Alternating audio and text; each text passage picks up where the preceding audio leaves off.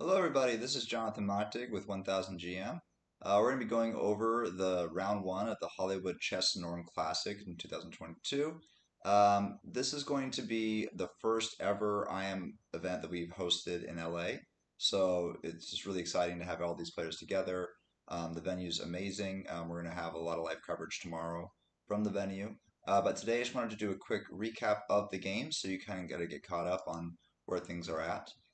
First, we're going to jump into a game here with I am Victor Melvison and Kevin Fong. So this is going to be just a really, really great start to the matches. Lot of really interesting positions here. And so we open right away with the Sicilian. So it's always fun when you get these nice fighting games right away, like not really hoping for a draw with black, trying to win or lose basically. And we get a Rosalimo. So I love this response. I typically would play something, more vanilla like this, but it's just nice to see innovations quicker. That's what these top players are always able to offer. So this is probably with ideas of just bringing the bishop back, tucking it at the right time. Yep, Rosa right away. Yeah, just tucks the bishop right away. This is like Giocho piano kind of positioning. And then we break for the center. Yeah, so this is like a very Giocho piano kind of idea, just in a different move order out of, but then we have this great pawn structure for black here with the Sicilian shape. So really huge queenside advance.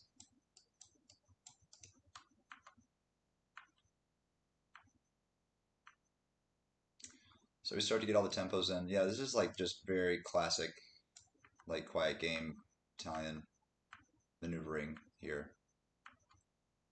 Feels like White was booked to play the Italian, and then the Sicilian came up. He's just kind of ignored that. He's like, I'm gonna play all this prep. I mean, I'm not sure. That's maybe it's totally fine. Oh, so we have our first inaccuracy here. Computers are pretty fickle here, so I mean, it's pretty obvious what he's setting up practically is just a long diagonal battery. This might create some good positional weaknesses. Computers are fickle.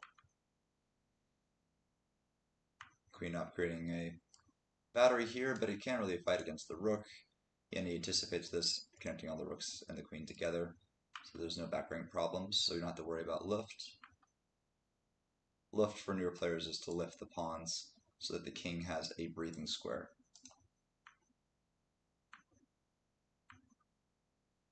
So now we have an open file where black is kind of already controlling this. So even though the eval is better for white, I do like the activity of black's pieces, just having these nice long diagonals. Now we have lift for black. So now this is a very aggressive break for the center here. Is it all the way prepared? I guess it's just like because you have to calculate all these pushes, um, captures, possibly some other maneuvers. And the computer obviously is giving this a critical eye. Yeah, I was kind of thinking about the push ideas. Oh, and we just get a trade right here. Okay, so now that we have the bishop pair for black, this is a much better position for them to play. The pawns are pretty locked up at the moment, so maybe these bishops could stay hemmed in.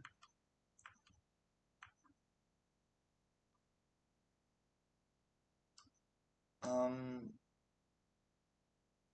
yeah, it's unclear how you're gonna. I guess you're just gonna temporarily block off your rook. Um, yeah, just like longer maneuvers. But um, why was this move blunder? So best move was rook takes c1. Just simplify. But intuitively, like if you're playing black, you don't really want to play for a draw here, and you're playing the Sicilian, so why do that? So I can kind of see why you would challenge that. So we're just going straight for practical mating threats here with white. Um,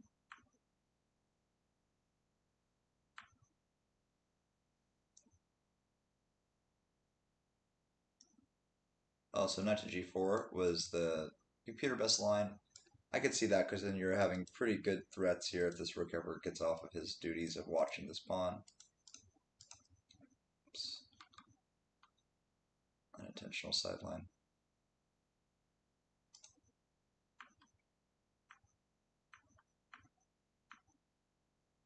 So now this is kind of like the second rank at this time because now this rook is very, very active. I feel like black is starting to get really great space. Even though the computer doesn't love the position yet, I think that practically speaking, they're starting to break out.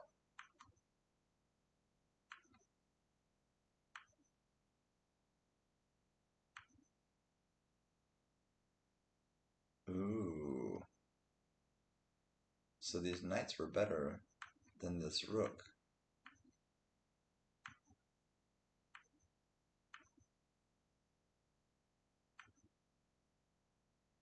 Here, let me share some evaluation lines. So now black is better, but which is very interesting because like this was like practical threats that the computer wasn't really anticipating that built up over time. So with one pretty, this kind of makes sense, but like now this knight is overloaded a little bit here. I feel like this is going to eventually fall. Yeah, because this knight's going to come in here, slot in, and now this is a lot of pressure. So then here he lops the rook, but now this knight, again, is just a babysitter.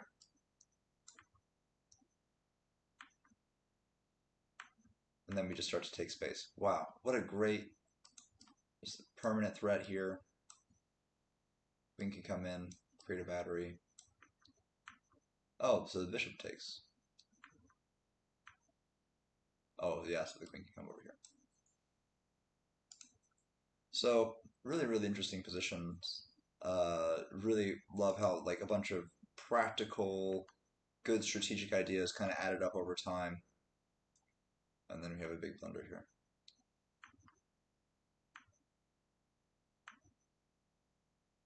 Yeah, wow, what an onslaught of an attack.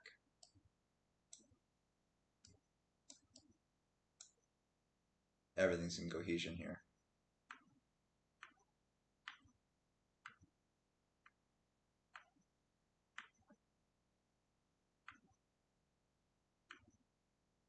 Ooh, what a beautiful last move of this game. Wow, picking the rook back up. And I feel like a lot of this came from this knight. There's this knight move here. Like, I feel like everyone would naturally take this rook here. This is a very common, like, material imbalance idea that we learned from Alpha Zero, where we feel like, oh, well, I should just take this rook. It's a good rook. But in this position, like, all of these pawns are closed, right? There's only one line for these rooks to do anything. And this knight is actually his most active piece. So as soon as you trade this thing off, it actually just opens up this long diagonal, and now this bishop becomes amazing, which was 5 seconds ago the worst piece in the game. So yeah, we got a rook, but we made a bishop a monster. So that was the lesson here. Great, great first game.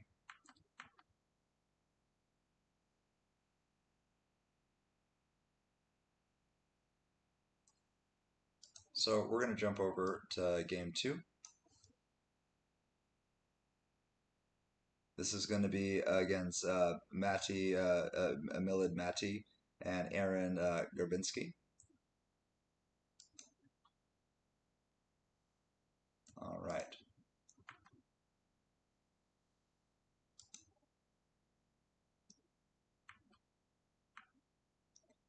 So d4 game. Nice Nimzo setup, and we go straight for a Nimzo. Fantastic. So I love Nimzos.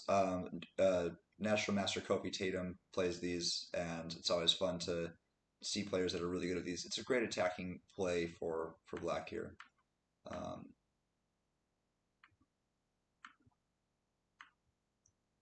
So we're simplifying relatively quickly into pretty solid pawn structures here for both players. Um, it's going to be difficult with that early simplification to like do a ton of attacking, but we'll see how they break out.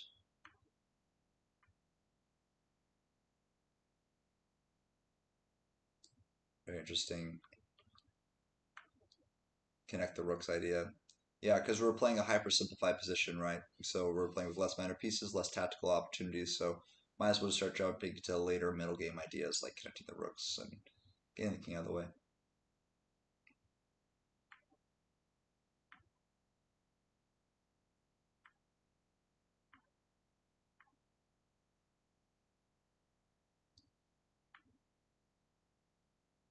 Trying to get some play over here. I mean, it's just going to simplify down. Yeah, I think we're just going to trade down here. Probably simplify to a draw because there's a lot of tensions that are going to need to be resolved here. And then I think once all these tensions are resolved, it's going to be really difficult to get anything more than a draw.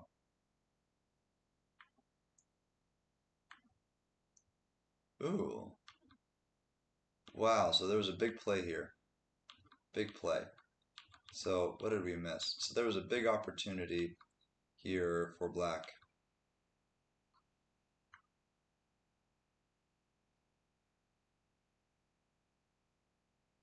Some of these computer opportunities are so absurd, though, that we always have to give our players credit and never think like, oh, well, I would have seen a move like that. Because sometimes even the moves that we find are, not practical. So just always keep that in mind for the, newer players watching with the eval bar. Like, it's much harder when you're playing on your own. So here we have this. This is a very logical move. Like, this is like what you want to do, right? You want to get your rooks onto the second or seventh rank. So it's just like premature, just not the time, I guess. So light mistake here. But then we have a blunder from black that just totally puts this back into equality. Okay, so here it was supposed to be knight c5.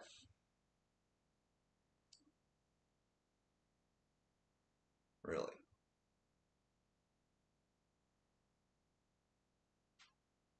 Okay, well, again, that's absurd. Like, no one would ever be able to see. I mean, not no one, but like, that's just such a crazy move to see over the board. Yeah, so sorry for the ghost, everybody. Nothing to see here.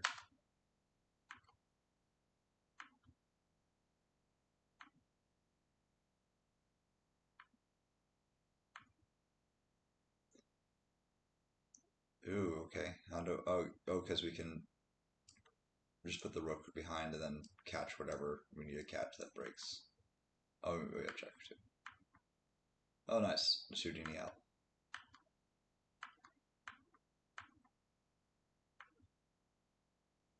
Oh, wow. What a great mating attack.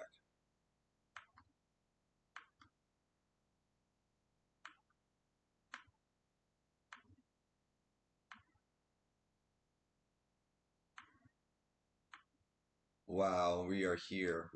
This is such a great attack. This knight's coming in. But I feel like we're just missing one piece. Like if there was a bishop here that could sacrifice and then a knight takes here check or something like that, that would just be amazing. But since we simplified early on in the position, at the very beginning, like I was saying, it just makes it much more difficult to progress with like explosive sacrifices. And then you have to just maneuver and win pawns, and which definitely can happen, but it'll just be a different type of attack. Oh, we have a blunder here. So black's completely winning here.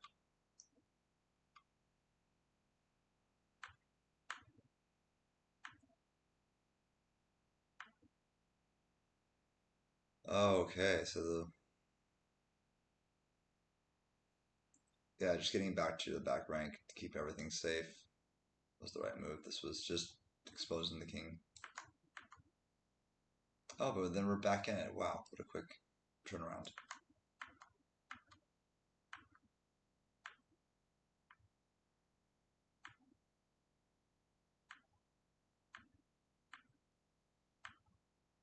Wow, so this was just a wild ride. It like really went back and forth just for a second, where like either side could have easily won. But now I can see the game just starting to resolve into, you know, just not quite enough material to win because black has this pawn majority, this extra two pawns for the piece. This bishop really can't stop this majority, and so they'll maneuver for a while, but I don't think that this pile of pawns is going to get past. And I think both players probably will just want to trade queens and just call it a draw. Yeah, so we'll get some maneuvering here for a while.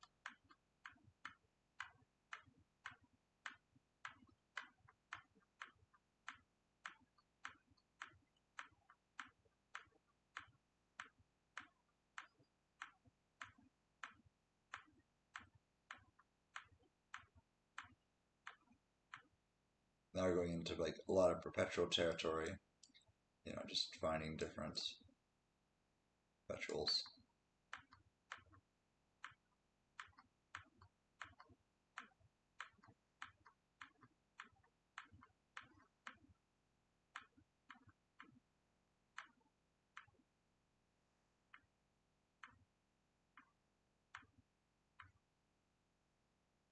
Oh wow. What a fight. Oh wow, and white has a winning position here. So what great maneuvering and incredible endgame technique here. We have a winning opportunity here for white. Um, it might be very, very computer deep, but still definitely something to look at here. King plays back. This looks fine. Oh, okay, so best move here.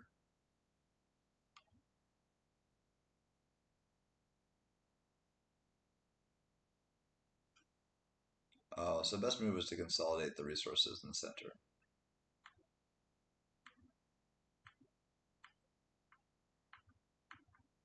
Yep, and now it's falling back into draw world again. Yeah, these little windows do pop up.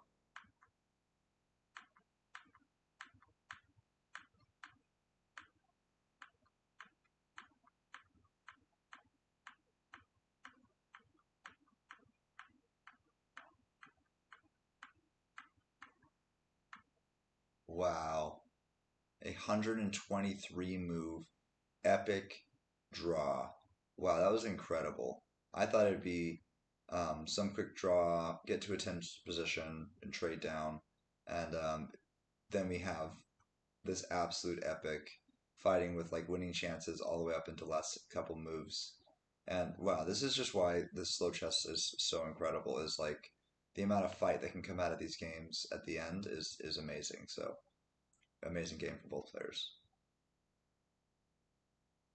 So next game up, we're gonna have FIDE Master Rio Chen and Grandmaster Richard Belsen Biton.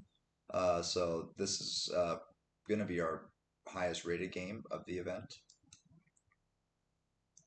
just for the first round. So we're gonna start off with E4 from our FIDE Master, and then we have C5. So again, black is just a great motif when you're wanting to win with black, coming out with a good Sicilian line, especially if you feel that you're the favorite here. And we're going to play just a modern line. Looks like we're going into knight. It's like kind of Lowenthallish, but like we don't have the knights coming over the side, so um, now it's yeah. But I love these inverted pawn structures with the I play these shapes as well. Um, they're just really fun. You can do a lot with this, like this early pawn here to avoid this annoying bishop that kind of comes in Kalashnikovs and stuff like that. Great opening choices. I love watching top level opening choice and preparation. I think that's one of the main things I see when I'm seeing like top players between IMs and GMs is just like how great the prep is and just like the little choices that they make.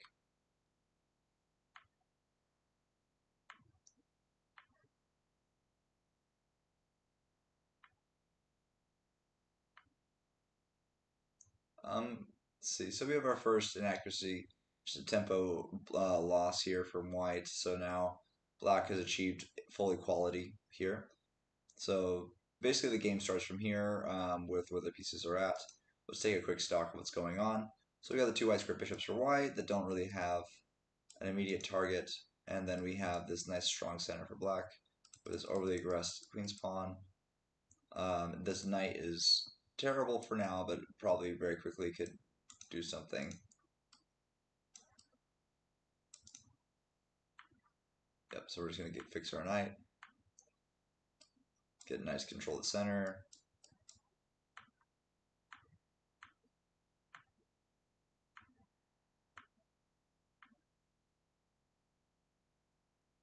Yeah, so now we are branching out, heading out from material, trying to trade things, create opportunities, create threats.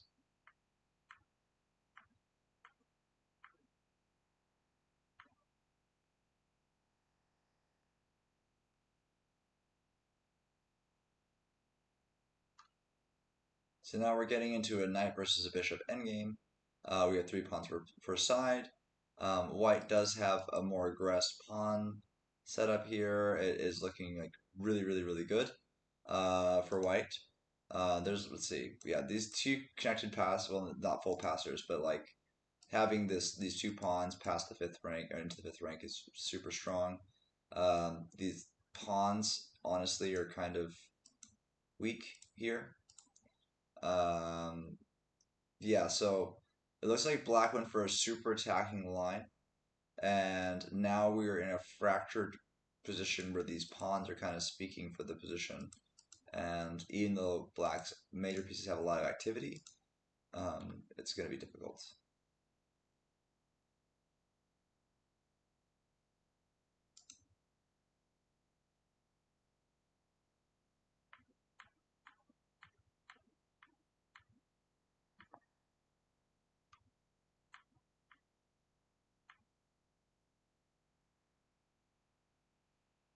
Wow. So now we've traded off. So it's sorry for the speed play. I went too far. So here we are about to queen, and it looks like this is where we're gonna have to get rid of this rook for this bishop here. We queen takes. Yep. So wow, this pawn just really just started barreling through, and it was really difficult to stop it. Um,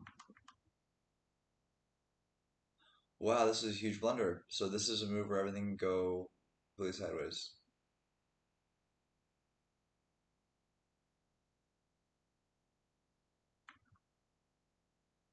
Wow, blunder into a blunder. I don't understand the line though.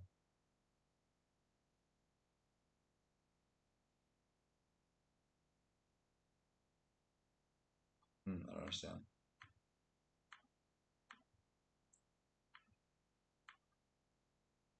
Wow, big swing.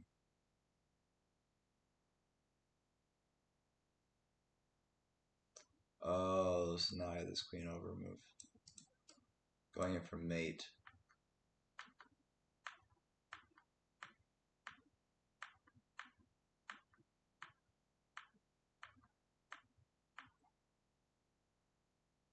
So now we have this knight versus rook endgame, but we have this extra pawn with maybe queening channel. Now it's gone.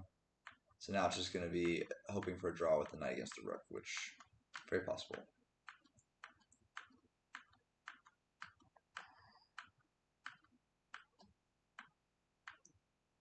Wow, and now with the queen here locked in, the mating threats are unstoppable, and this rook's going to be coming in for checks.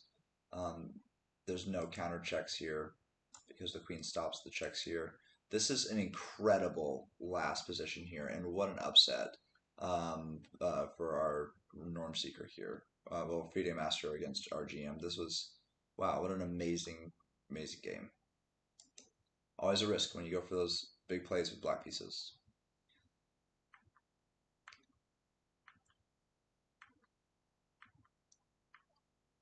So yeah, so we have a good Yocho piano here. This could either be like a long endgame fight or a quick draw.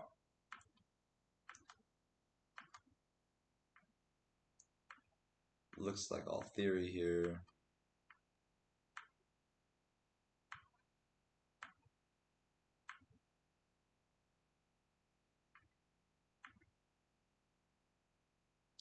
Yeah, we have 2 nice bishops. Good development.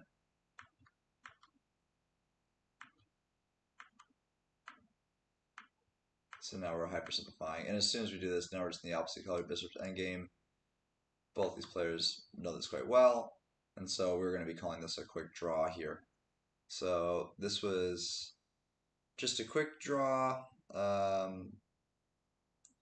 between FIDE Master Max Yelenojek and FIDE Master Soho Yim. So just a quick draw for those two.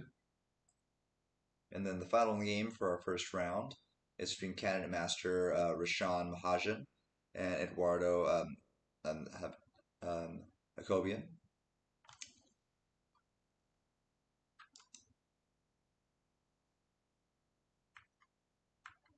So opening here with the Karo Khan from Rashan here. The advanced variation. And now we are piling up quickly on this pawn. And we're just controlling our side with well-placed simple pawns.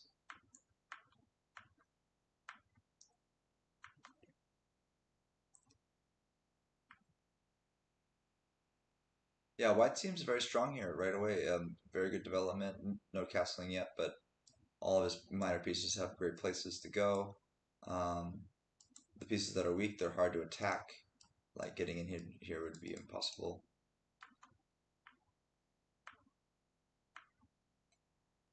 Ooh, and now we're embedding a knight. So, yeah, we have to trade this off, get that piece back, get castled. And now, even though this might be an inaccuracy, like this is just a great piece for the bishop.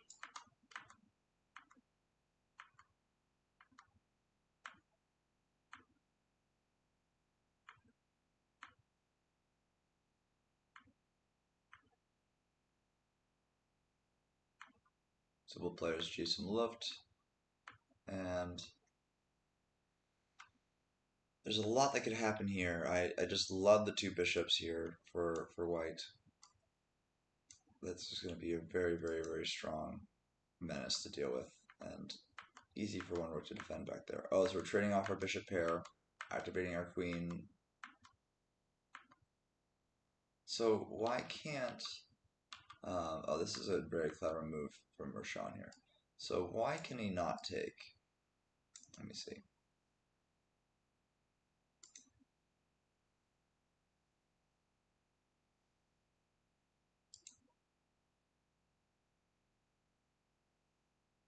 Okay, if I take it.